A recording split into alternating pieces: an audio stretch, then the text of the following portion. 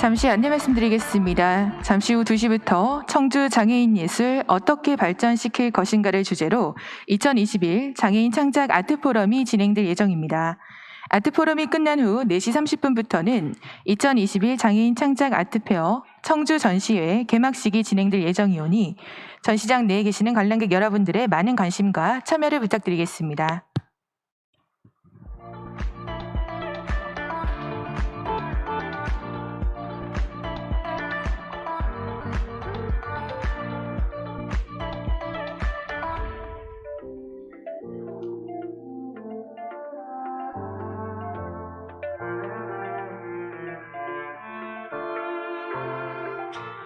네, 반갑습니다. 지금부터 2021 장애인 창작 아트포럼을 시작해 보도록 하겠습니다.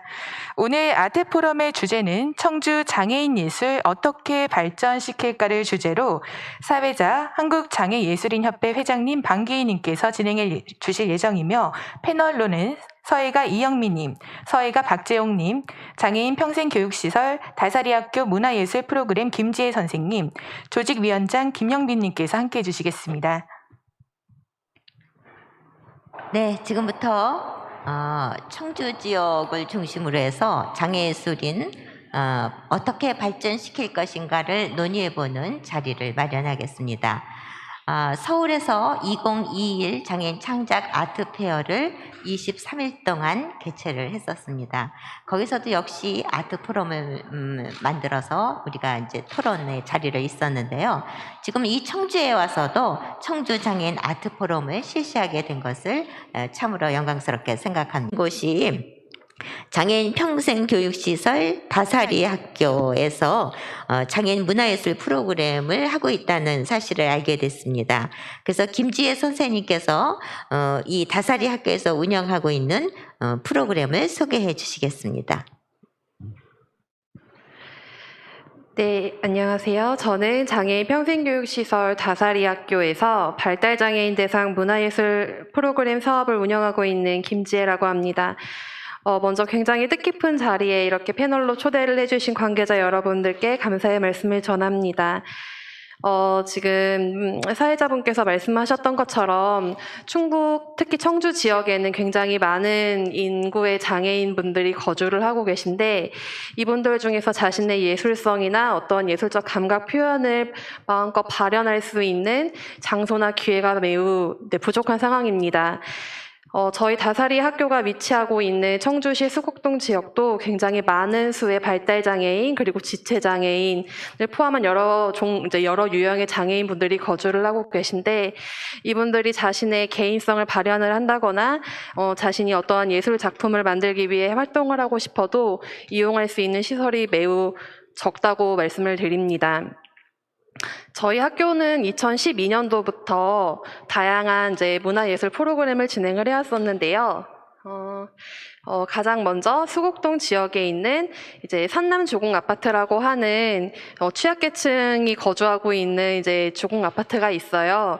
근데 여기 벽화가 굉장히 좀 많이 낡았고 그리고 벽에 페인트 도색이 많이 벗겨지고 이게 환경적으로나 아니면은 시각적으로 굉장히 위험한 수준으로 이르기까지 많이 방치가 되어 있었는데 저희 학교를 이용하시는 여러 장애인분들과 그리고 충북문화재단의 지원을 받아서 벽화 그리기 사업을 진행을 했었고요. 벽화 그리기 사업을 통해서 망가진 벽화를 조금 더 개선을 하고 그리고 지역 주민들과 함께 벽화 시공식이나 아니면은 발표식도 갖고 벽화 그리기 사업을 통해 여러 가지 작품들을 같이 공유하는 시간을 갖기도 했습니다. 그리고 지속적으로 여성 장애인 분들이나 아니면 남성 장애인을 포함한 서예 사업도 진행을 했었는데 다양한 캘리그라피 아니면 문이나 그리고 판본체 등을 작품을 만들고 배우고 학습을 해서 이 역시 지역 주민들과 1년에 2회 적어도 최소 2회 정도는 공유를 하고 그리고 함께 나누는 시간을 가질 수도 있었습니다. 근데 그러다 보니까 다양한 장애인 분들께서 조금 더 다양한 문화예술을 하고 조금 더 자유롭게 나의 문화예술 특기를 살리고자 하셨고, 근데 저희는 아무래도 모든 사업들이 다 100% 지원을 받아야 되고, 지원을 받기 위해선 공모하고 또 사업 선정을 받아야 됐기 때문에 굉장히 많은 운영에 어려움이 있었습니다. 그래서 사업 지원을 받기 위해 이곳저곳 찾아다녀봐도 사업을 주는 곳들에서 하시는 말씀은 문화예술 단체가 아니기 때문에 문화예술 사업 지원비를 지원을 해줄 수가 없다. 혹은 뭐 대표가 문화예술을 전문가가 아니기 때문에 일반 교육기관의 문화예술 사업에 대한 지원비를 줄 수 없다라는 답변으로 돌아왔습니다. 이것은 아무래도 나라에서 진행하고 있는 공모 사업이 어떠한 특별한 성과를 낸다거나 개량화된 수치상의 성과를 내길 바라는 실적상의 이유가 아니었을까 사료가 되기는 합니다. 그래서 저희는 직접적으로 사업비를 운영받아서 운영을 할 수 없다면 자체적으로 프로그램을 운영하고자 여러 지역의 예술가분들의 자원활동을 통해서 지속적으로 2012년도에 벽화 그리기 사업 이후에 사업이 선정되지 않았을 때도 계속 지속적으로 서예라던가 미술이라던가 아니면 뭐 연극, 뮤지컬, 그리고 댄스 등의 자체적인 문화예술 프로그램을 운영을 해왔습니다. 그러다가 특징적으로 하나의 전환점이 된 게 2019년 충북문화재단을 통해서 선정된 지역 특성화 문화예술 교육 프로그램인데요.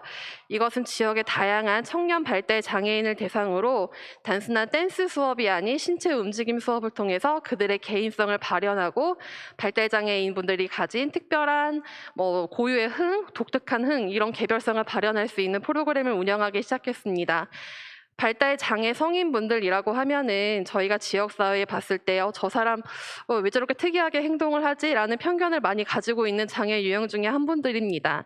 이분들 같은 경우에는 계속적으로 살아오면서 다양한 사회 벽 그리고 사회 편견 속에서 고립되어서 살아왔었는데 발달장애인 분들을 조금 더 자세히 마주하다 보면은 이분들한테 굉장히 특이하고 그리고 독특한 개별적인 예술적 흥을 가지고 계십니다. 그래서 저희는 그들의 억눌려 있던 예술적 감각을 신체 움직임을 통해서 조금 더 자유롭게 그러나 특정한 예술적 메시지를 가지고 있을 수 있게끔 그저 조력하는 입장에서 최소한의 지원을 통해서 그분들의 예술성을 발현할 수 있는 기회와 장소를 제공을 했고요.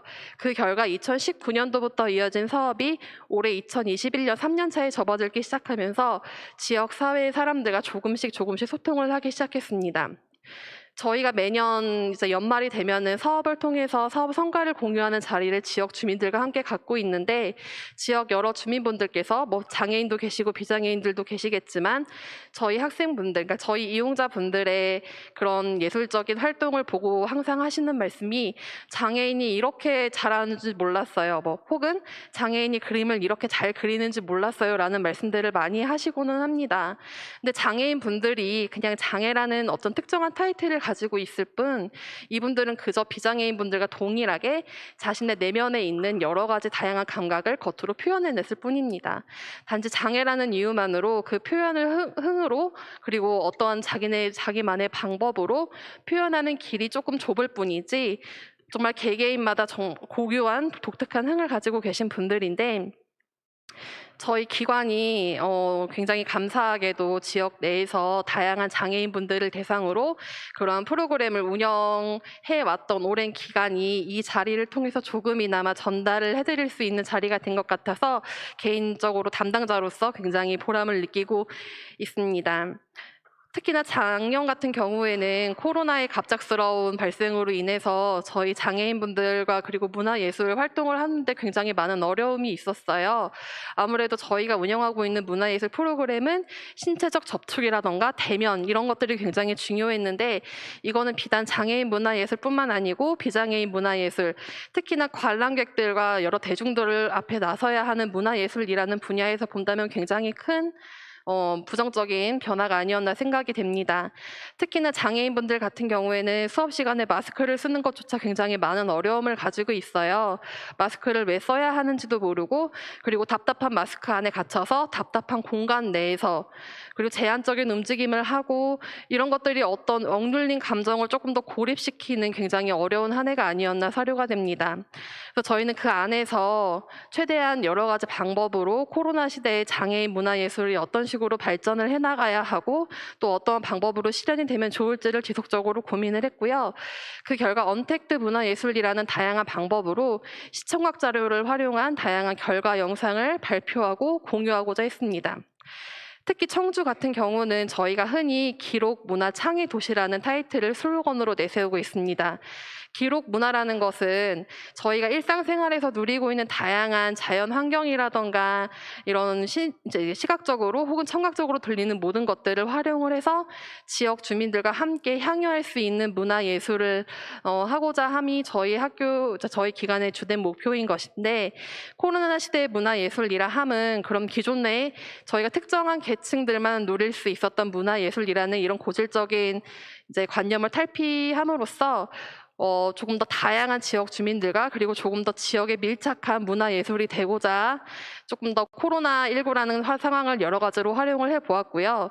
그 결과 올해는 저희가 코로나19라는 상황을 이제 직면을 함으로써 그냥 더 안에서 고립되고 저희끼리만 하는 여러 가지 문화예술이 아니고 직접 지역 주민들과 만나되, 근데 그러나 그 만남이 실제적인 대면이 많이 어려움이 있기 때문에 여러 가지 결과 영상 혹은 아니면은 여러 가지 조형물, 미술, 서예 이런 것들을 포함한 여러 가지 조형물과 하나의 행동을 결과로 남겨서 지역 주민들과 함께 향유하고자 합니다.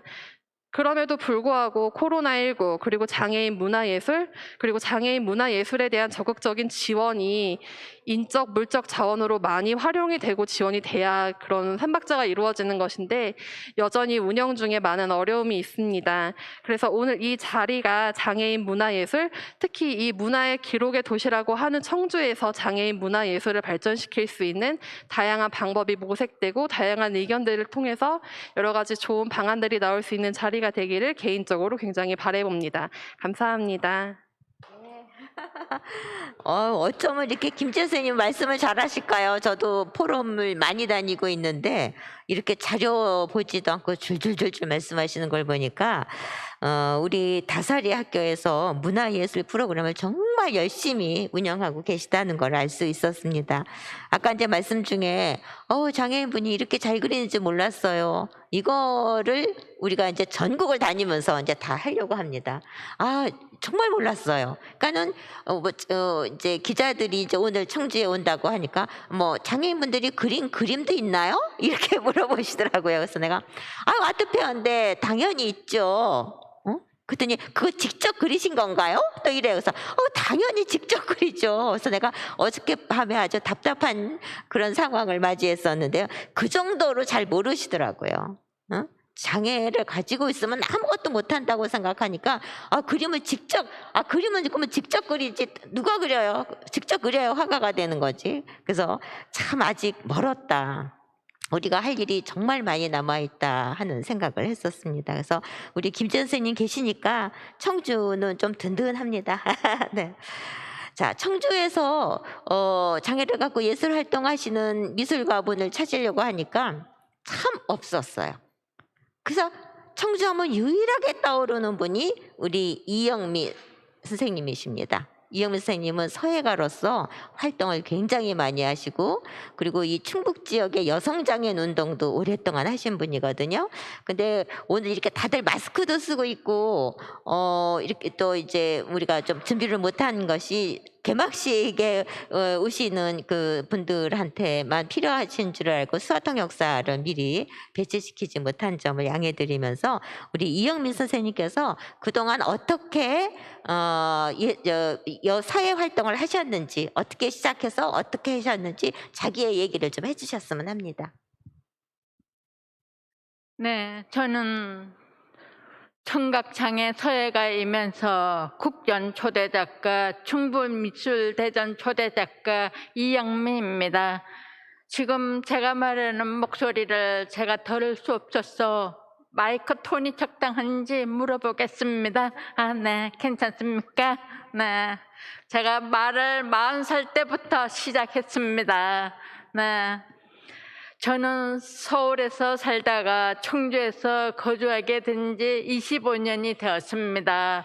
제 이력을 소개하는 이유는 저는 장애 당사자로서 예술을 하는 입장에서 서울에서 25년 살면서 먼저 붓을 잡고 청주로 왔지만 청주에서 제가 하던 미술 활동을 계속하기 어려웠기 때문에 계속 서울 인사동과 대전 등지에 다니면서 제가 붓 잡는 활동을 계속하였습니다. 제가 붓을 잡게 된 동기는 몸이 아프면서 장애가 되면서 일반 활동할 수 있는 분야가 제한되었기 때문에 혼자 할 수 있는 그 붓을 운보 김기창 화백을 우연히 만나게 되면서 굉장히 감동을 먹고 그분을 따라서 붓을 잡았는데 올해가 붓 잡은 지 45년째입니다. 붓을 잡은 지 보통 사람들이 10년이면 작가가 된다고 하지만 저는 25년이 지난 후에야 비로소 충북미술대전 대상을 수상하고 작가로 등단했습니다. 작가로 등단해서 제일 먼저 한 일이 해원장애인 복지관과 조성대학교 사회교육원에 무료 장애인 서예반을 개설을 해서 장애인 서예 프로그램을 보급하였습니다. 제가 그만큼 청주에서 배우기 어렵기 때문에 청주의 장애인분들한테 프로그램을 통해서 예술에 대한 접근을 가까이 해주고 싶었기 때문입니다. 그리고 그 반대로 조성대학교 사회교육원과 해원장애인 복지관 서예반을 수료한 분들을 모아서 충청장애인 서예협회를 설립했는데 그때가 1997년이었습니다. 지금부터 24년 전이었죠. 그래서 설립을 해서 첫 전시회를 청주예술의 전당에서 개최했는데 그때 전국 농아서예협회라는 전국의 프로농아 작가들을 초대를 해서 청주의 예술의 전당 1층에 2개를 다 빌려서 청주 부시장님과 예총 회장님을 모시고 전시회를 열어서 그때부터 청주의 장애미술가들이 양성되리라는 기대를 가지고 시작을 하게 되었는데 개인적으로 사정이 안 좋은 사정이 생겨가지고 그 이후로 활동을 못하고 있다가 지금 24년 만에 다시 전국 장애인 미술에 대한 전시가 청주에서 다시 생기게 되어서 당사자로서 감개가 굉장히 무량합니다. 저는 장애인 문화예술 분야보다 일반 문화예술 분야인 국정과 충북도전을 통해서 초대 작가가 되었지만 장애인 당사자로서 문화예술 분야에 대한 접근과 지속성이 너무 힘들고 어렵기 때문에 후배 장애인들은 어떻게 하면 조금 더 문화예술에 대한 좋은 여건 속에서 활동할 수 있도록 하기 위하여 장애인 문화예술 단체 활동을 지금 하고 있습니다. 하고 있고 또 청주시 장애인 복지관에 오랫동안 근무하면서 장애인 문화예술 프로그램을 기획하고 보급하였고 지금도 다차리 학교에서 장애인 커뮤니티 프로그램을 하고 있으며 그리고 청주 교도소 내 교도소 안에 장애인들에게도 프로그램을 보급하였습니다. 이러한 장애인 문화예술 프로그램 외에도 지역사회가 하는 장애인 문화예술 네트워크 그런 프로그램에도 관심이 있어서 유심히 지역사회 움직임을 지켜보았는데 충북문화재단이 2018년도엔 3년 전에 처음으로 한국장애인문화예술원에서 6대1의 경쟁을 두고 5천만 원의 지원을 받아서 이용과 체험의 프로젝트 사업을 하는 것을 장애인 당사자로서 주목하고 관심 있게 지켜보았습니다. 하지만 이 사업에서는 장애인 당사자의 참여보다 장애인을 대상으로 하는 문화예술을 어떻게 할 것인가 하는 장애인 문화예술에 관심 있는 비장애인 참여자들을 우선적으로 해서 시행하는 사업이기 때문에 장애 당사자로서는 좀 서운했지만 그 기획 담당자에게 물어보니까 우선 시작은 그렇게 하고 앞으로 지속성을 가지고 하면서 장애인들을 이 프로젝트에 참여하겠다는 대답을 들었습니다. 하지만 공모사업의 한계로 충북문화재단이 한국장애인문화예술원에서 지금 3년째 현재 후속 지원 공모에 선정되지 못하면서 그 프로젝트는 지금 중단하고 있습니다. 충북 지역 장애인 문화예술의 현재와 미래를 살펴보는 토론회가 열렸지만 장애인 예술 당사자들은 한 명도 그 토론회에 참여하지 못했습니다. 그러니까 현재 청주의 장애인을 위한 문화예술은 비장애인 중심에서 장애인들은 문화예술 프로그램의 참여자로 한정해서 하고 있는 활동에 국한하고 있는 것이 현재 제가 경험한 것입니다. 지금 청주에서 장애인 문화예술은 청주시 장애인 종합복지관에서 담쟁이 장애복지관과 담쟁이 놀이터 이런 비영리 단체에서 부분적으로 음악과 서예, 연극 난타를 하고 있고 다음에 청주예총에서 사진 분야를 하고 있습니다. 다사리 학교에서도 공모사업을 통해서 미술과 문학, 악기 연주 이런 것을 하고 있는데 제가 지금 안타까워하는 것은 뭐냐면 이러한 지원을 받은 프로그램은 전부 기초적인 프로그램이며 이러한 기초과정을 1년, 2년, 3년 수료하며 좀 더 기량을 향상하여 예술인이 될 수 있는 그 과정을 할 수 있는 단계가 없다는 것입니다. 일례로 장애복지관만 해도 1, 2년 배우면은 더 이상 배울 수 없는 게 복지와 문화와 접목한 그 한계, 복지시설의 한계로서 계속 새로운 문화예술을 경험해보지 않는 사람들에게 복지 차원으로 기회를 줘야 되기 때문에 1년, 2년, 3년 배운 사람들은 졸업을 시켜야 됩니다. 그래서 졸업을 시켜서 한 사람들이 더 하고 싶은데 우리는 그러면 어떻게 하느냐? 그러면 그 기관에서 하는 말이 일반 평생학교나 주민센터 가서 배워라 그럽니다.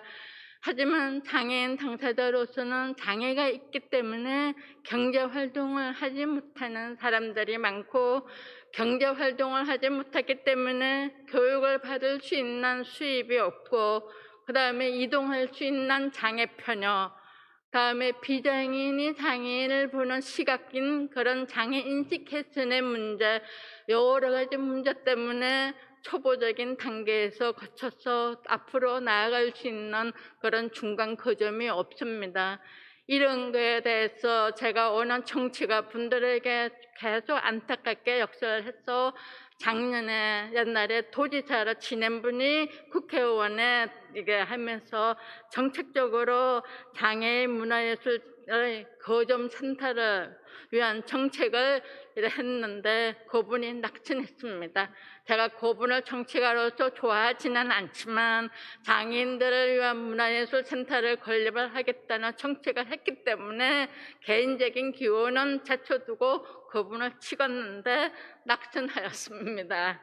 그래서 지금 제가 운복hin기장을 모델로 하여 붓을 잡았듯이 우리 장애인 전업 작가들이 이런 전시 활동을 보고 붓을 잡아야 되겠다 하고 희망과 용기를 가진 사람이 많지만 옛날에는 희망과 용기를 가지고 저 같은 사람이 한 길로 나가서 작가가 되었지만 시대가 바뀌어서 지금은 그렇지 않습니다. 사회적으로 정책과 제도가 마련되고 그 장애인분들이 마음 놓고 어느 한 거점센터에서 꾸준히 예술 기량을 연마하고 그 사람들이 돈이 없어도 공모전에 작품을 낼 수 있고 이렇게 해서 작가를 통단할 수 있는 기반이 마련되어야 되는데 지금 이러한 기반이 대구나 전주, 서울에서는 잘 되어 있습니다. 잘 되어 있고 발전되어 가고 있는데 청주는 정말 황무지나 다름없다고 제가 장애인 당사자로 있기 때문에 제가 말씀할 수 있습니다. 정말 안타깝고 아쉬운 현실입니다.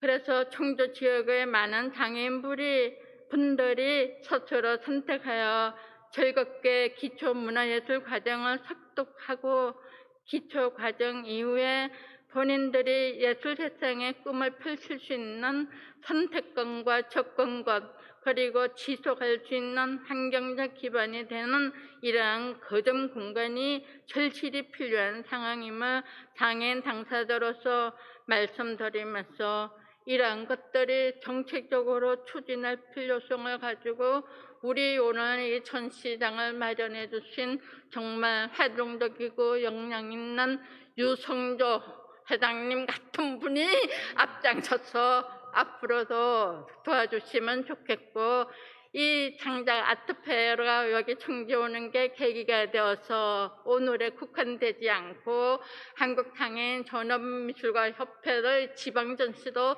앞으로 청주에서 이루어질 수 있도록 여기 전업회장 김영규 회장님도 관심 가져주시기 바라고 이렇게 해서 우리가 여러 가지를 이슈화시키면서 장애인들에게 꿈과 용기와 희망을 주고 정치가들은 제도적으로 이들이 마음 놓고 할 수 있는 환경을 만들어줬으면 하는 게 저의 간절한 소망입니다. 감사합니다. 세상에 저는 이런 연설문 처음 봤습니다. 24살 때 처음으로 말을 배우셨다고 하는데 참 선생님 존경합니다. 너무 말씀 잘해 주셨습니다. 몇 가지 이제 지적을 해주신 것이 5천만 원을 겨우 받았지만 그 다음에 그러니까 이제 공모 사업이거든요. 공모 사업에서 그 다음에 선정이 되지 않으면 그것은 지속을 될 수가 없습니다. 그러니까는 간신히 조금 이제 불 피워놨다가 금방 또 식어버리게 되는 그런 현상이 벌어지기 때문에 안정적으로 장애인 문화예술을 발전시키기 위해서는 공모 사업이 아니라 지정 사업이 되어야 된다는 것은 아마 여기 계신 분들은 다 공감하실 것입니다. 그다음에 어느 토론회에 가도 장애예술인 당사자가 없다는 거, 그것이 우리의 현실입니다. 그래서 오늘만큼은 정말 우리 당사자들이 이런 얘기들을 하는 걸 누군가가 좀 많이 듣고 우리 유순정 선생님 가서 많이 전해 주십시오. 감동받으셨죠? 네, 얼마나 이 구구절절한 말씀이십니까? 그래서 앞으로는 우리가 지금도 이제 많은 지적을 해주셨지만 가장 중요한 것은 맨날 기초 공부만 한다는 겁니다. 왜냐하면은 그 사람들이 정말 예술인으로 키워줄 수 있으려면 심화 교육으로 넘어가야 되는데 맨날 똑같은 이제 공모 사업은 제로 베이스에서 다시 시작해야 되거든요. 그래갖고는 문화예술에 발전할 수가 없습니다. 그러니까 멋진 예술인이 키워지기 위해서는 심화 교육이 반드시 필요하다는 그런 지적이셨습니다. 청주뿐은 아니시지만 대전에서 오셨습니다. 이분이야말로 지역사회의 문화예술을 위해서 서울에 있는 여러 많은 단체들 못지않게 너무나 큰 역할을 해주신 분입니다. 시인이시기도 하고요, 서예가시기도 하고요, 정말 팔방미인이세요. 그리고 예술 전문 단체 장애인 인식 개선 오늘에서 잡지도 내시고 있는 박재영 선생님의 발표를 듣도록 하겠습니다. 네, 안녕하십니까. 저는 대전에서 활동하고 있는 전문예술단체 장애인 인식개선 오늘 대표 박재홍입니다. 청주 장애인 아트포럼은 실질적으로 중앙문화와 지역문화의 예술인들이 특히 장애인 예술인들을 중심으로 한 다양한 교류전이라는 측면에서 큰 의미가 있겠습니다.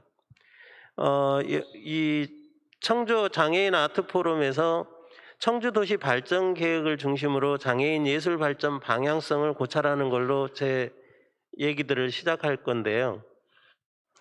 청주 장애인 예술 어떻게 발전시킬 것인가라는 주제를 가지고 마련된 이 자리는 충청권역 중에서 청주시의 장애인 문화예술 현황과 정책의 현재는 무엇인가라는 질문과 대등소이하다라고 생각합니다. 2030년 통합 청주시의 장기 발전 청사진과 공간 구조상, 발전 전략 등을 제시하기 위해 2012년부터 30년까지 청주 도시 기본 계획을 수립하였습니다. 이는 계획의 개요나 계획의 미래상, 부분별 계획, 분야별 주요 변경 내용으로 구분하여 분야별 관련 지침을 제시하였습니다. 또 부분별 계획 중도시 기반 정책으로 생활권별 주요 전략 사업을 제시하였으며 사회, 문화, 안전 정책에서 경제, 산업, 사회, 문화의 개발 및 진흥을 위한 역사, 문화, 체육 부분의 정책과 전략 사업을 제시하였지만 그 안에 장애인에 관련한 사회적 참여 행위는 거의 전무하였습니다. 특히 도시 생활권의 원도심 재생 프로젝트의 일환인 근대문화유산 활용, 문화예술파크 조성이나 역사 문화자원 복원 및 정비 등 문화예술 분야의 전략 사업이 가장 많이 계획되어 있는 반면에 흥덕 생활권 내에 있는 문화예술 분야의 전략 사업 계획이 전체 부재하였습니다. 역사, 문화, 체육 부분의 정책 과제로 역사, 문화, 도시 정체성 확보나 상징적 문화, 도시 정체성 확보, 문화, 체육 시설의 인프라 확충을 제시하고 각 과제에 대해 전략 사업과 단계별 계획을 수립하는 데 있어 장애인은 없었습니다. 지역 문화를 활성화하고자 하는 정부의 문화도시 사업 추진과 청주 민선 7기의 공약 실현 등을 위해 청주시는 대내외 환경 변화를 반영한 2019년에 향후 5년간 체계적인 문화정책 중장기 발전 계획의 수립이 필요했습니다. 연구 용역을 주어 청주시 문화정책 중장기 발전 계획 수립이라는 최종 보고서를 제출한 사실이 있는데 여기에도 장애인은 없었습니다. 저는 이를 바탕으로 청주시 문화정책 중장기 발전 계획 수립 연구 용역 보고서 안에 청주 장애인 문화예술의 발전 방향이 얼마나 포함되어 있고 장애인 감수성이 묻어나는 정책 제안이 제시되어 있는지를 살펴보지 않을 수가 없었습니다. 또한 청주시는 의견 수렴 적절성 강화, 평가를 강화한다고는 하지만 컨트롤타워 기능하기에는 정책 추진 과정에서 다양한 이해관계자 및 전문가 의견 수렴이 없었고 타 부처 등 유관기관과의 협의에 대한 평가에 대한 비중을 강화하고 있었으나 대한민국 전체 인구 10%, 등록장애인 5.1%, 미등록장애인 4.9%인 장애인의 이해 당사자에 대한 실효적 측면에서 보면 사후 약방문에 불과하다는 것을 전제로 볼 수밖에 없었습니다. 청주시의 장애인 문화예술 발전 가능성의 현재를 보면 장애인 문화예술 발전 방향의 담론을 제시할 수 있었습니다.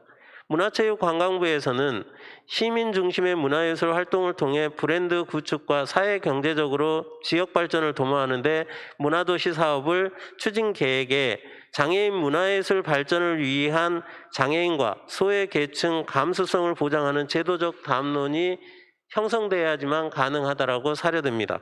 예를 들자면 실제 문화도시 심의위원회 2018년 청주를 비롯해 10곳의 도시를 문화도시 예비도시로 선정하였습니다. 뿐만 아니라 청주시와 청주문화산업진흥재단 등이 협업하여 2019년부터 문화도시 예비사업을 본격적으로 추진하고 있습니다.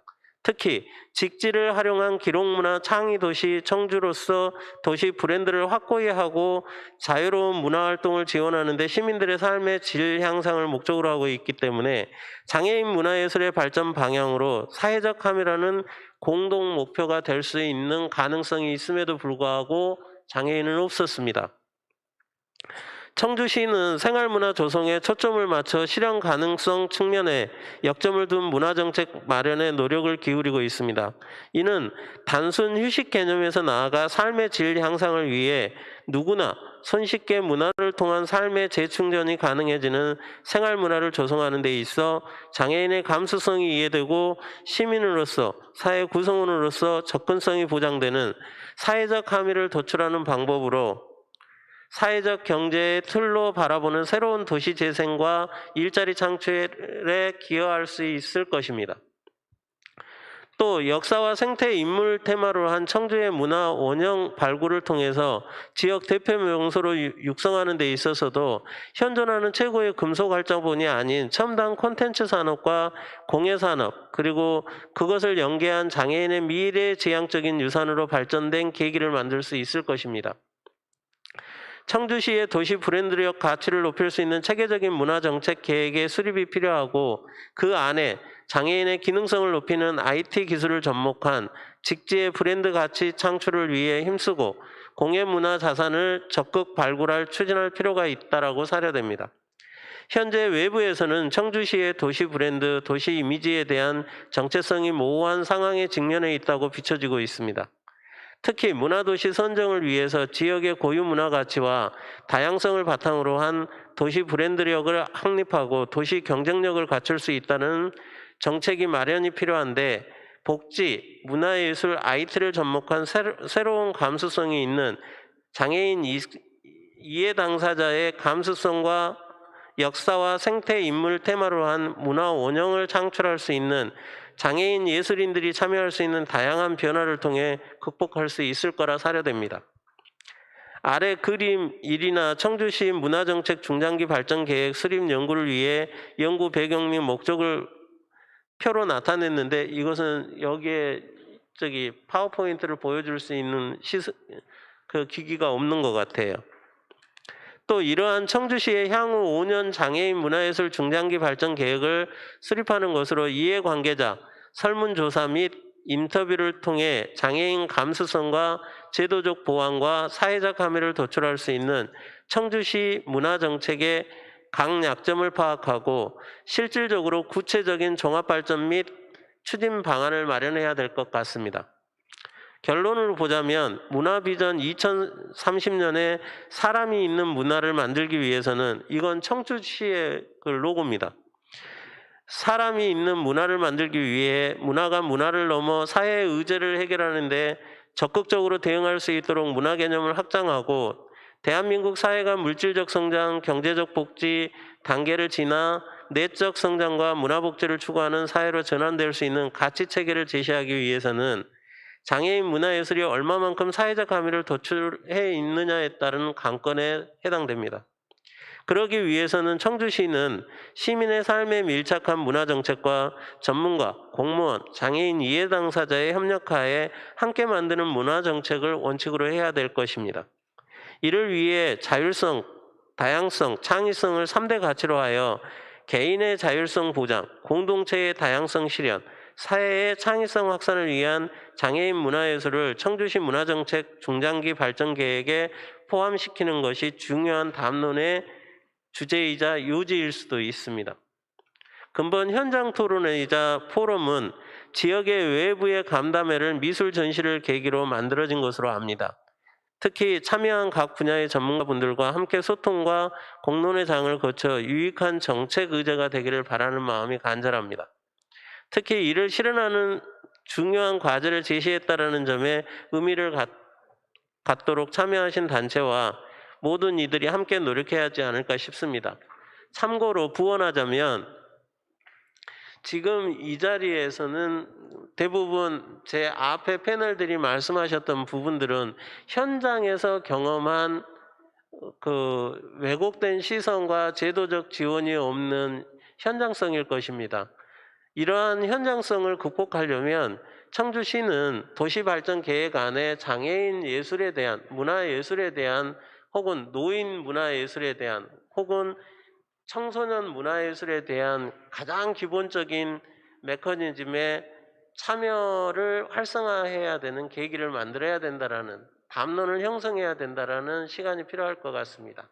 이 자리를 마련해 주신 우리 조직위원장님과 앞에 사회를 보신 방기희 회장님 그리고 패널들에게 진심으로 감사드립니다. 감사합니다. 네. 자료를 아주 꼼꼼히 준비해 주셨습니다. 그런데 우리가 청주에서 아트 포럼을 개최하는 이유는 청주와 그 근방, 그 충북 지역에 거주하시는 장애 예술인들의 어떤 목소리를 직접 듣고자 함이었기 때문에 저희가 자료집을 별도로 준비하지 않았습니다. 원고를 준비하시라고 하면은 굉장히 부담을 가지셔서 지난해에도 아트 포럼에 처음에 이제 어떤 분한테 섭외를 했더니 원고를 도저히 못 쓰겠다고 해서 그분이 참여를 못 하신 경우가 있었습니다. 그래서 저는 부담을 드리지 않으려고 했었는데 이렇게 꼼꼼히 우리 이영민 선생님이나 다들 다 준비를 해주신 걸 알았으면은 저희가 자료집을 만들었을 거 잘못했다. 근데 오늘 발표해 주신 거는 보내주시면 저희가 자료화해서 많은 분들하고 공유할 수 있도록 하겠습니다. 우리 박 선생님은 청주시 문화정책 중장기 발전계획 수립 최종 보고서를 봤는데 거기에 장애인 문화예술이 포함되지 않았더라. 이것이 우리의 현실입니다. 그래서 제가 이렇게 뭐 청주시뿐만이 아니라 다른 지역도 마찬가지거든요. 그래서 장애인 문화예술을 포함시켜야 한다고 이렇게 말씀을 드리면은 거기서 대답이 뭐라고 하냐면 우리는 차별하지 않았다. 왜 장애인 문화예술을 별도의 장애인 문화예술이 필요하냐? 장애를 가지신 분들도 다 같이 똑같이 활동하면 된다. 이렇게 하면서 항상 자기네들은 우리를 차별을 하지 않았다는 것을 강조하시는데 그것이 바로 차별입니다. 장애인 예술이라고 하는 것은 지금 막 시작 단계이기 때문에 일반 문화예술하고 같이 겨룰 수가 없는 실정이라는 거. 그래서 우리는 장애인 문화예술을 좀 더 섹션별로 곳곳에 어느 분야든지 간에 다 장애인 예술이 포함돼서 발전시킬 수 있는 방안을 생각해야 합니다. 그래서 이제 2030 부분에 대해서도요. 저도 이거를 봤는데 그러니까 요때 이제 2030 그거 TF팀에 뭐 장애인을 비롯한 소외계층 팀이 들어가 있었습니다. 근데 뭐라고 얘기하느냐면은 항상 장애인 문화예술을 일반 예술에 포함시키지 않고 뭐 다문화, 어르신, 소외계층 이렇게 묶어버린다는 거예요.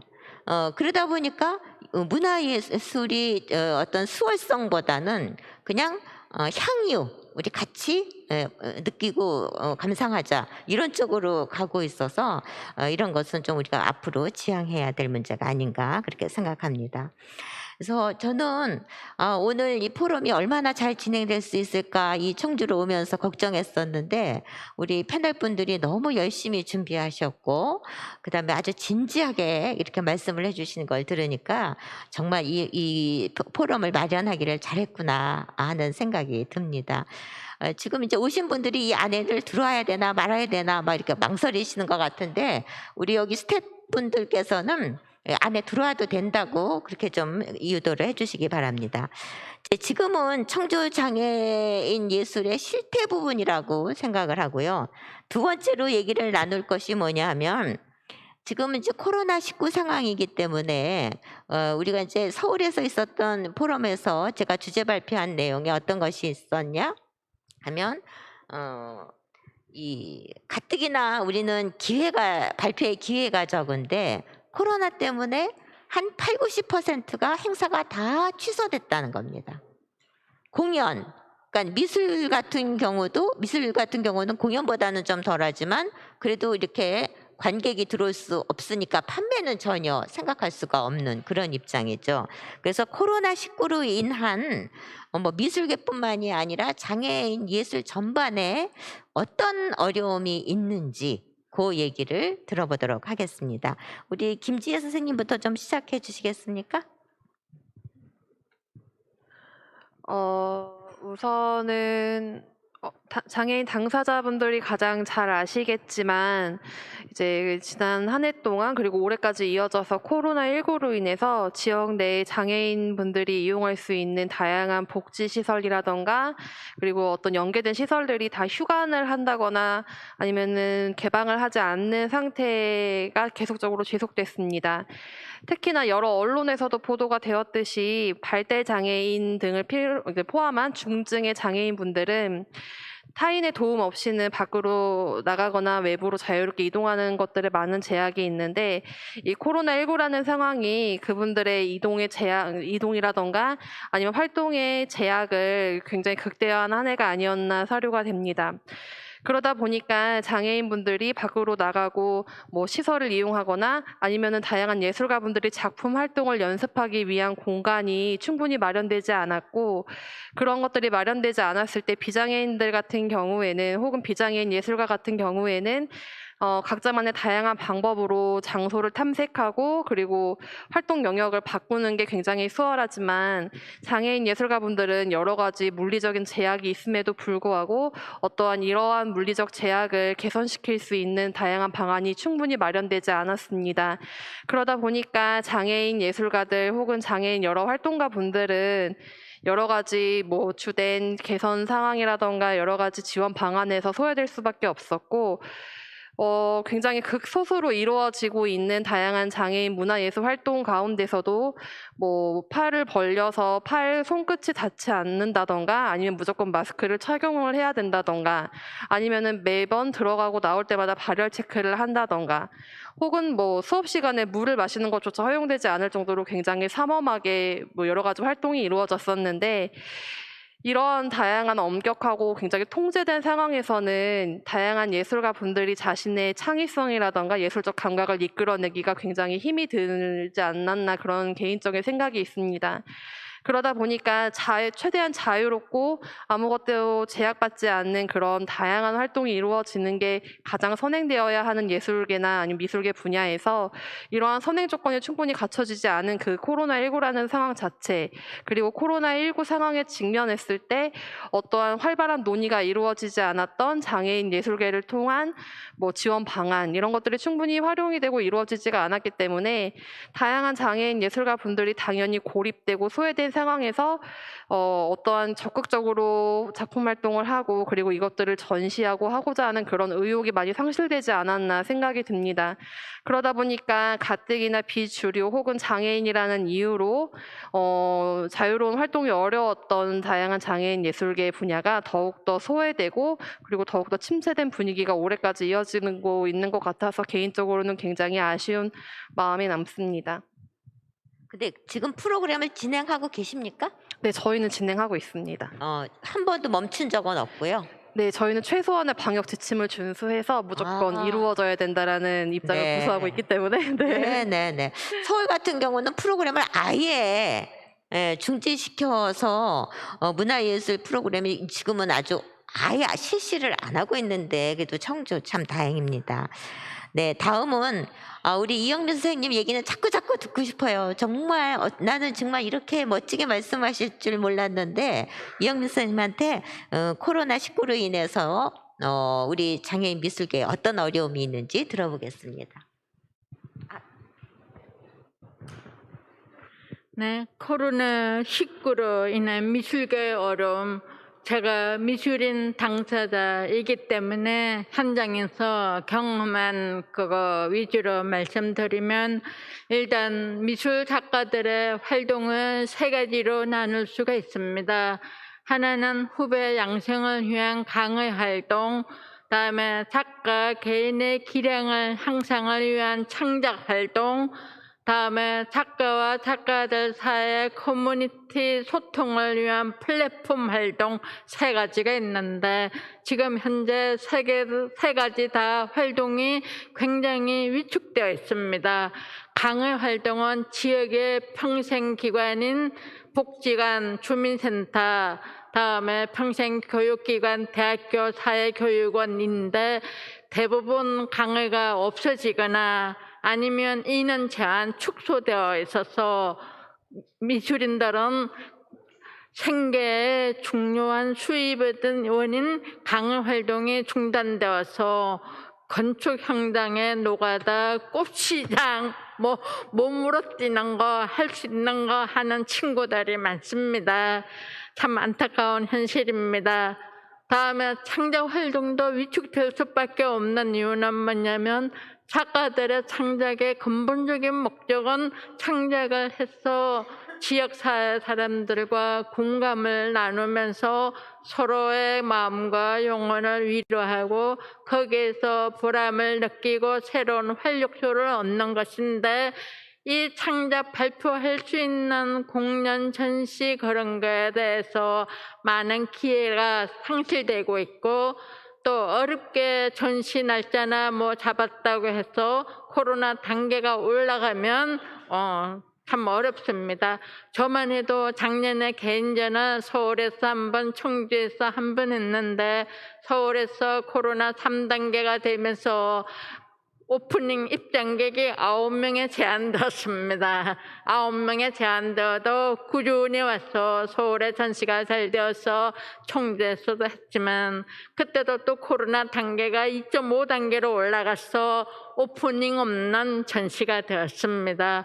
결국 코로나는 작가들의 창작 활동도 많이 위축시키고 그 다음에 플랫폼 활동이라는 소통의 공간 활동이 있는데 이 활동은 충북문화재단이 지원을 해서 해마다 3월부터 시작되는 건데 올해는 많이 늦추어져서 6월부터 시작되었습니다. 6월부터 시작되었지만 한 공간에 4명 이상 들어올 수 없는 게 현재 시점이거든요.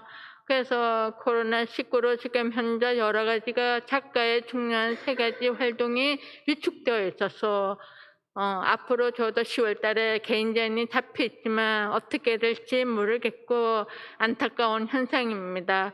여기에 또 더 안타까운 현상이 뭐냐면 코로나19로 인해서 문화예술계가 비대면 활동으로 많이 접어들고 있는데 이것은 한편으로는 바람직하지만 한편으로는 비대면 활동으로 전환되면서 더 어려운 처지에 몰린 예술인이 있다는 것입니다. 왜냐하면 비대면이라는 것은 일단 유튜브, 전자, 스마트 이런 첨단 디지털 문화기기에 익숙한 예술인들이 대상이지만 저 같은 미술인 중에서도 또 전통 분야의 소외가들은 아직도 큰맹인 분이 많은데 이 큰맹인 분이 유튜브를 촬영하고 제작을 해서 비대면으로 한다는 것은 정말 어렵습니다. 그러니까 코로나19로 인해서 비대면으로 전환을 하려면은 지역에서 정부 지원을 받는 충북문화재단 이런 곳이 앞장을 서서 전통 예술가들한테 비대면으로 전환할 수 있는 기본적인 소양인 유튜브 제작 방법 뭐 이런 거를 조금 더 무료로 강화하고 이렇게 해서 코로나19에 대처할 수 있는 역량을 키워줘야 되는데 현재 그런 사항이 없어서 비대면이라는 거는 정말 뭐 대학교 학사, 석사 이런 것만 나온 그런 사람들한테만 되는 게 아닌가. 물론 저도 석사고 유튜브 촬영은 저는 할 수 있지만 저만 그렇지 제 주변의 서예가들 중에서 그거 할 줄 아는 사람이 거의 제대로 없습니다. 그래서 앞으로 코로나19가 장기화될 것을 대비해서 좀 더 지역의 공공기관에서 적극적으로 나서서 예술가들이 비대면 시국에 전환 대비할 수 있도록 역량을 키워주는데 앞장서주면 좋겠습니다. 어쩜 이렇게 콕콕 잘 집어주시는지요. 요 비대면에 대해서도 비대면이라고 그래서 뭐 그러면은 장소도 필요 없고 뭐 사람도 안 와도 되고 뭐 초대장도 안 하고 비용이 더 절감되는 거 아니냐 이렇게 말씀하시지만 그렇지 않습니다. 비대면도 똑같이 장소가 필요하고요. 장비가 다 필요합니다. 또 별도의 장비가 있어야 되기 때문에 추가 비용이 더 들죠.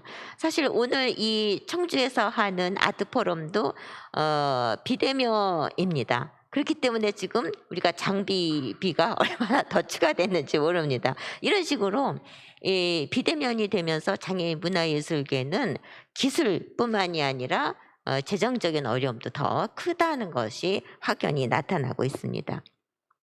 자, 다음 박지영 선생님은 이제 문학하시고 또 미술하시고 또 단체 운영하시고 하느라고 누구보다도 현장에서 이 코로나19에 대한 피해를 많이 느끼셨을 텐데 어떤 현상이신지 좀 말씀해 주십시오. 네, 저는 전문예술단체를 운영하면서 장애인들 인문학을 공연 콘텐츠로 제작하고 그것을 배포하는 과정에 이렇게 전력하고 있습니다. 특히 장애인들 문인들한테는 1년에 그 4분을 이렇게 선정해서 여러 가지 발표할 수 있는 책을 만들어 드리고 전국에 유통을 하고 있습니다. 또 그분들의 작품을 가지고 작곡 그리고 연극 이런 다양한 콘텐츠로도 제작을 하고 있습니다. 이걸 하면서 그 팬데믹 상황에서는 어떤 형태로 바뀌어 버렸냐면 저희들이 그동안에 그 콘텐츠로 인문학을 콘텐츠로 전환하는 그 과정에서 노력했던 것들이 현실화되었다라는 점입니다. 특히 2016년부터 저희는 장애인 인문학을 가지고 공연 콘텐츠로 제작을 했는데 그 토론과 제도 개선과 이 공연 콘텐츠로 제작했는데 팬데믹 상황에서는 저희가 그동안에 해왔던 것들이 일상화가 된 겁니다. 그래서 저희들은 적어도 준비하는 과정에서는 피해가 좀 덜했고요. 대신 이제 그 비대면에서 단점이 뭐냐면 대면과 비대면의 차이는 서로가 공연자나 이런 토론자들이 이렇게 관객의 흡입력을 이렇게 빨아들여서 서로 에너지가 소통하는, 그리고 그게 사회적 함의로 전달되는 것들이 그 방송 장비를 통해서 이렇게 하니까 좀 부족한 부분들을 느끼기는 했습니다.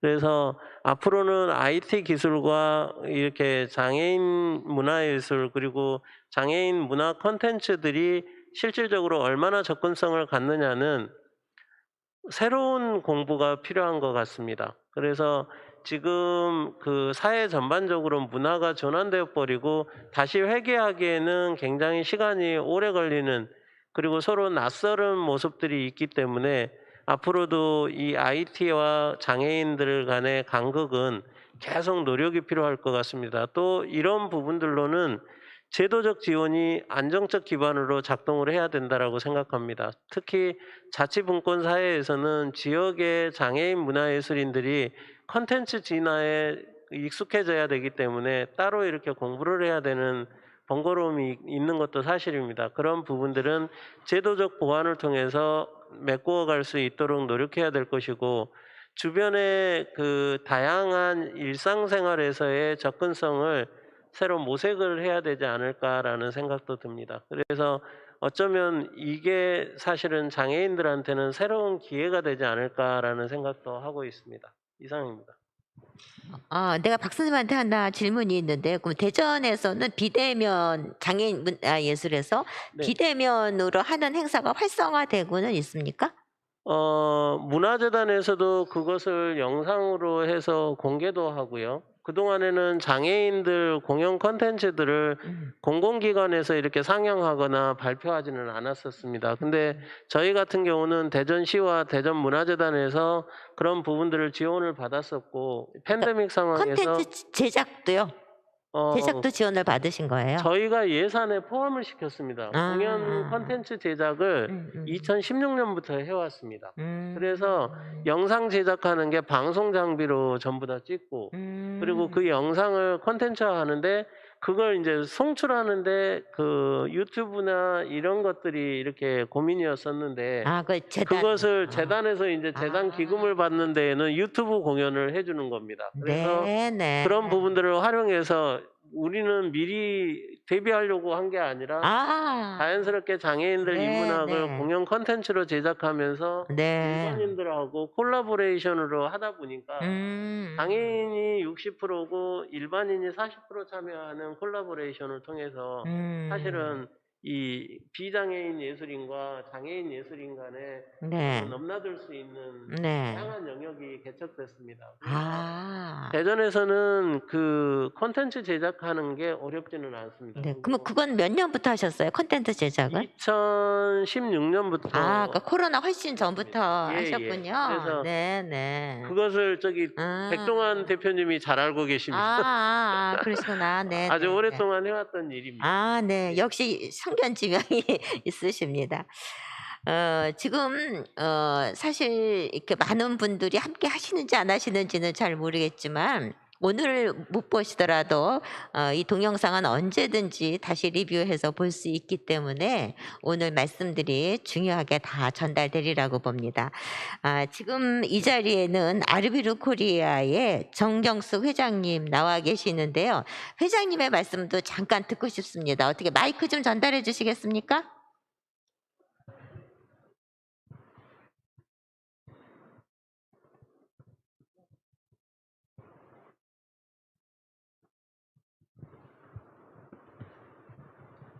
코로나19의 어려움이 어떤 게 있으신지. 특별하게 저희는 이제 전시를 하는데 일단 저희 단체에서 전시를 할 때 코로나 때문에 힘들었다고 하는 거는 뭐 오프닝을 못 한다거나 해서 모두 모여서 같이 인사드리고 싶은데 그럴 기회가 없어서 이 전시를 하는 건지 안 하는 건지 그냥 전시해 놓은 상태에서 전시가 진행되니까 아쉬움들이 굉장히 크고요. 사실은 이렇게 비대면으로 하는 저희도 전시를 한번 해봤어요. 이번에 해봤더니 또 코로나로 인해서 새로운 경험을 하기는 했어요. 그래서 유튜브로 생방송하는 저희 그 문화교류 하는 전시를 한번 유튜브로 해봤거든요. 그래서 그것도 굉장히 좋은 그 전화위복 같은 그런 느낌을 받았습니다. 저희는 물론 같은 작가들이 자주 만날 수도 없고 아무래도 제한된 환경에서 만나고는 있지만 잘 적응해 가고 있다고 생각합니다.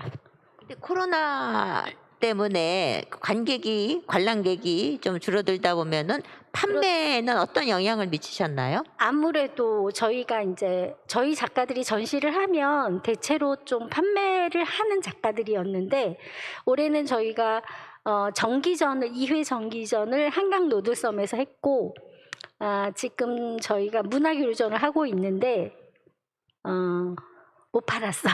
그렇죠. 네.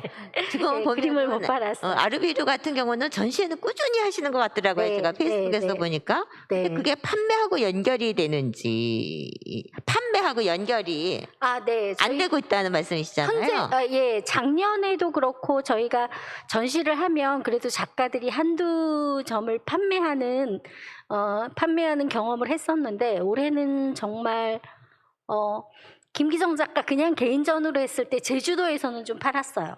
제주도는 아무래도 오시는 분들도 많고 그런데 이제 서울이나 저희가 단체전으로 할 때는 관객이 덜 하니까 판매가 많이 부진한 것 같습니다. 네, 맞습니다. 그렇게 현장의 얘기를 좀 들어봐야 됩니다. 자, 우리 장애인 예술에 정말 관심이 많으시고 애정이 많으신 우리 에이블뉴스의 백정환 대표님. 네, 서울 대회에서도 서울 전시회도 와주시고 또 청주까지 와주셨는데 좀 소감을 말씀해 주십시오. 아침 회의를 마치고 일찍이 출발해서 왔는데도 2시 반 이렇게 됐는데요. 참 코로나19 상황이 참 어렵죠. 어렵고 더욱이나 더 이렇게 확산되는 과정에 있어서 서울보다 또 이 청주에서의 아트페어가 훨씬 더 지금 상황이 녹록치 않는 이런 상황인데 사실은 이렇게 상황이 어려운 것이 비단 어제 오늘이었습니까? 우리의 모든 과정이 일생이 이렇게 힘들고 어려웠었는데 제가 이 전체적인 부분보다 뭐 강론적으로 들어가는 것보다 총론적으로 조금 말씀을 드리면 어쨌든 이런 상황에서 무엇인가를 구하려고 하는 또 찾으려고 하는 우리 성경에 구하라 찾으라 문을 두드리라 이런 말이 있는데 이런 것처럼 누군가는 계속 구하고 또 누군가는 계속 두드리는 과정 속에서 지금 장애인 예술법이 실제로 있지만 그에 대한 지원 정책이 실제로는 어떤 서비스화, 재화로 나오지는 못하는 과정이 있지 않습니까? 여러분들의 이러한 노력들이 또 장애 예술가들이 현장에서 이렇게 두드리는 목소리가 언젠가는 새로운 서비스로 재화로 여러분들 손에 쥐어질 것이라는 생각이 듭니다. 특히 방규희 회장님이나 서울에서 여러모로 관련 법부터 시작해서 이 바닥의 현장의 구석구석까지 이렇게 찾으시는 이러한 노력들이 헛되지 않을 것이라고 생각이 들고 여기 지금 이제 참여하시는 우리 발달장애인들의 예술가들에게도 그에 대한 보답이 언젠가는 분명히 있을 것이라는 확신이 듭니다. 이제 저도 관심이 있어서 여기저기 많이 찾아보고 그렇습니다만은 그 확신이 몸으로 느껴지고 있습니다. 여러분 힘내십시오. 네, 고맙습니다. 아니 제가 질문이 있습니다. 우리가 이제 아까 동영상 말씀을 이제 하셨는데 우리 박 선생님이 유튜브에 들어가서 보시면 돼요. 늘 이렇게 하잖아요. 근데 유튜브에 들어가서 정확한 명칭을 쓰지 않으면 찾기가 참 힘들거든요. 그래서 진짜 에이블 뉴스에 들어가서 동영상을 보는 방법이 나는 가장 좋다고 생각하는데 네네. 어떤 계획은 없으신지 듣고 싶습니다. 네, 저희들이 좀 준비를 하고 있는데 사실은 2년 전부터 방규 회장님과 이 내용에 대해서 논의한 바가 있었고 관련 예산들을 어디에서 예산을 저희는 좀 무료로 하려고 그랬는데 예산을 만들어준다고 그래서 기다렸더니 예산이 캔슬되고 그랬는데 저희가 지금 올해 그 에이블 뉴스가 리뉴얼을 하고 있습니다. 내년이 이제 20주년 에이블 뉴스 창간 20주년인데 20주년을 맞이해서 대대적으로 지금 이제 리뉴얼 작업을 하고 있는데 이와 같이 그러니까 우리 장애인 창작하시는 예술인 문화 모든 분들이 유튜브를 통해서든지 어떤 컨텐츠를 통해서 송출이 될 플랫폼이 좀 부족한 게 사실이고 이 모여 있는 플랫폼이 필요하다라고 생각이 들어서 현재는 그것을 저희들이 그 기획을 하고 있고 또 플랫폼화하기 위해서 지금 리뉴얼을 준비 중에 있습니다. 여러분 내년에 기대하시면 아마 네. 동영상으로 아까 박재홍 선생님께서 말씀해 주셨던 그런 내용들이 가감없이 저희 에이블 뉴스를 통해서 모두 모아져 있는 컨텐츠로 아마 에이블 뉴스에서 보지 않을까 생각이 됩니다. 네, 네, 고맙습니다. 네, 막 후원회를 만들어서 적극 밀어드려야 될 것 같습니다. 사실 동영상에 막연히 들어가는 것보다는 하나의 플랫폼이 마련되는 것이 참 중요합니다. 자, 끝으로 우리가 또 너무 오랫동안 토론하는 거는 좀 힘드니까 우리 또 오후에 행사도 있고 우리 조직위원장님께 장애인 미술에 대한 전망에 대한 말씀을 끝으로 듣도록 하겠습니다. 김영빈 조직위원장님, 네, 장애인 미술을 어떻게 전망하시는지. 예, 저는 여러분들께서 많은 좋은 말씀을 해주시고 그다음에 코로나에 대한 어려움 말씀해 주셔서 앞으로 저는 그런 생각을 해요. 이 코로나 위기가 우리 장애 예술인들한테는 하나의 기회가 되었으면 하는 바람입니다. 왜냐하면 움직이지 못하고 밖에 나다니지 못하니까 이때 자신의 그 실력들을 더 향상시키고 공부를 좀 많이 해서 이 코로나는 언제는 끝날 거니까 그 끝나고 나서 여러 작가들의 작품을 봤을 때 깜짝 놀랄 수 있는 와, 이 작가가 이렇게 성장을 했어 하는 그런 또 새로운 그런 어떤 감흥을 줄 수 있는 작품들을 만드는 기회가 되었으면 좋겠다고 생각합니다. 앞으로 장애인 미술은 아주 희망이 있고 장래가 밝다고 저는 생각을 하고 있습니다. 그래서 많은 작가들 또 신진 작가들이 발굴되고 그 다음에 우리 중견 작가들도 더욱더 좋은 작품으로 후배들과 같이 전시를 할 수 있는 그런 기회가 될 수 있다고 생각을 하고요. 앞으로 좋은 그런 날들이 많이 와서 우리 장애 예술가들이 행복하게 작품을 할 수 있는 그런 날이 반드시 올 것이라고 생각합니다. 고맙습니다. 네, 감사합니다. 사실 이 포럼이라고 하는 것을 이렇게 지역에 와서 하는 것이 쉽지는 않습니다. 왜냐하면은 어떤 패널들을 모셔야 할지, 또 우리 관객분들은 어떤 분들이 계실지, 또 이 코로나19 상황은 어떨지 정말 고민이 많았었는데요. 너무나 알찬 내용으로 마무리를 지을 수 있어서 저는 대단히 만족스럽습니다. 자, 이 장애인 미술에 대한 비전은 굉장히 밝습니다. 저희 협회로 오는 전화들이 대다수가 뭐였냐면은 이제 장애예술인 지원법 10조에 9조 10조 11조군요. 11조에 장애예술인 고용 부분이 있습니다.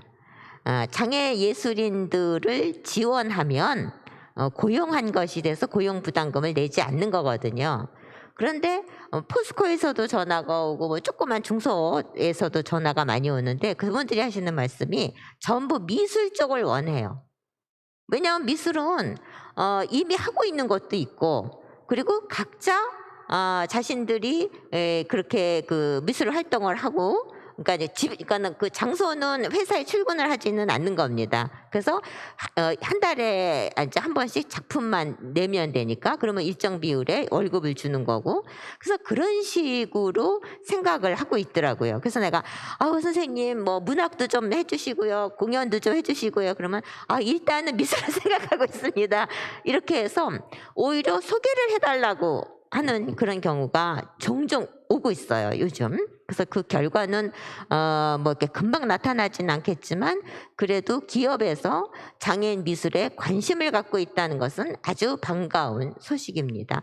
그리고 특히나 그분들이 원하는 그 상대가 발달장애인 친구들을 더 원해요. 왜냐하면 그분들은 발달장애인은 아무것도 못할 것 같은데 너무 잘하거든요. 그림을 보면은 뭐 피카소 저리 가라거든요. 그래서 발달장애인 미술을 여기 오셨다고 해서 드리는 말씀이 아니라 굉장히 앞으로 이제 좀 직업을 가질 수 있는 기회는 확장성이 있다 이렇게 생각합니다. 이제 그 대신에 뭐가 있어야 되냐면은 그림을 그냥 잘 그린다 잘 그린다 이렇게 칭찬해 주시지 말고 우리 이 작가의 그림은 뭐가 특징이에요. 이렇게 하면서 화풍을 만들어내야 됩니다. 물론 지금도 다 화풍을 갖고 있지만 그래도 이제 직업화 되려면은 잘 그리는 것 갖고는 안 되거든요. 그래서 이 작가는 어떤 것이 특징이다. 그러니까 우리도 뭐 김수근의 작품 보면 뭐다 뭐 이런 게 있잖아요. 그래서 그런 식으로 조금 더 부모님들이 좀 지도를 해주셔야 앞으로도 발전할 수 있지 않을까 하는 생각을 해봅니다. 자, 지금 장애인 미술의 전망까지 저도 보태서 말씀을 드렸습니다. 오늘 참여해 주신 우리 이영민 선생님, 또 박재영 선생님, 김지연 선생님 너무너무 훌륭하십니다. 이 이제 행사를 준비한 저와 우리 조직위원장님께서는 말도 못하게 지금 마음속으로 감사한 마음을 갖고 있습니다. 그래서 앞으로 청주가 시작이니까 뭐 내년에 또 전업작가협회에서 내년에 이 대회를 또 해야 지방이 이어갑니다. 그렇지 않고 다른 단체가 하면은 뭐 끝까지 거 무슨 해 막 이렇게 될 수가 있기 때문에 내년에 장애인 전업작가협회에서 이 아트페어를 또 다시 이렇게 해서 내년에는 또 어느 지역이 이렇게 발전적으로 움직여질지에 대한 얘기들을 좀 나눌 수 있었으면 좋겠습니다. 자, 지금까지 스트리밍으로 많은 분들과 함께했고 앞으로도 또 함께 할 텐데요. 잠시 쉬었다가 4시 반부터는 또 개막식으로 다시 만나 뵙도록 하겠습니다. 2021 장애인 창작 아트페어 청주 아트포럼 여기에서 모든 순서 마치도록 하겠습니다. 감사합니다.